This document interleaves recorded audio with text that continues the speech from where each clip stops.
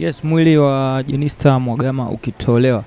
kanisani na kurejeshwa nyumbani ambapo utalala hapo, na kesho utasafirishwa kwa njia ya ndege na utapelekwa Songea Peramiho tayari kwa ajili ya ibada ya mazishi, ambapo mazishi yatafanyika mkoani Songea mnamo Disemba 16 ndio mwili wa Jenista utaweza kupumzishwa katika makazi yake ya milele. Kutoka hapa la